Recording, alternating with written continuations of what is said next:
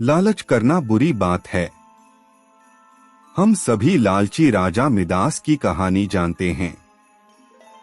उसके पास सोने की कमी नहीं थी, लेकिन सोना जितना बढ़ता वह और अधिक सोना चाहता। उसने सोने को खजाने में जम कर लिया था और हर रोज उसे गिना करता था। एक दिन जब वह सोना गिन रहा था तो एक अजनबी कहीं से आया और बोला, तुम मुझसे ऐसा कोई वरदान मांग सकते हो जो तुम्हें दुनिया में सबसे ज्यादा खुशी दे।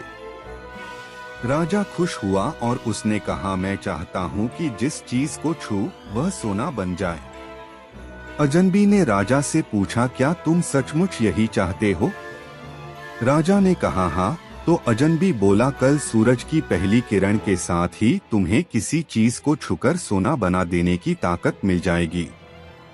राजा ने सोचा कि वह सपना देख होगा, यह सच नहीं हो सकता। अगले दिन जब राजा नींद से उठा तो उसने अपना पलंग छुआ और वह सोना बन गया। वह वरदान सच था। राजा ने जिस चीज को छुआ वह सोना बन गई। उन्होंने खिड़की के बाहर देखा और अपनी नन्ही बच्ची को खेलते पाया। उसने अपनी बिटिया को यह अजूबा दिखाना चाहा और सोचा कि वह खुश होगी। लेकिन बगीचे में जाने से पहले उसने एक किताब पढ़ने की सोची। उसने जैसे ही उसे छुआ वह सोने की बन गई। वह किताब को पढ़ न सका। फिर वह नाश्ता करने बैठा। जैसे ही उसने फलों और पानी के गिलास को छुआ वे भी सोने के बन गए।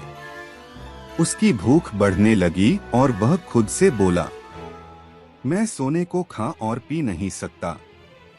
ठीक उसी समय उसकी बेटी दौड़ती हुई वहां आई और उसने उसे बाहों में भर लिया। वह सोने की मूर्ति बन गई। अब राजा के चेहरे से खुशी गायब हो गई। राजा सर पकड़कर रोने लगा। वह वरदान देने वाली अजनबी फिर आया और उसने राजा से पूछा कि क्या वह हर चीज को सोना बना देने की अपनी ताकत से खुश है। राजा ने बताया कि वह दुनिया के सबसे दुखी इंसान है। राजा ने उसे सारी बात बताई।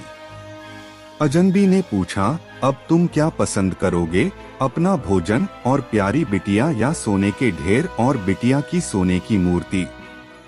राजा ने गिड़गिड़ाकर माफी मांगी और कहा, मैं अपना सारा सोना छोड़ दूंगा, मेहरबानी करके मेरी बेटी मुझे लौटा दो क्योंकि उसके बिना मेरी हर चीज मूल्यहीन हो गई है।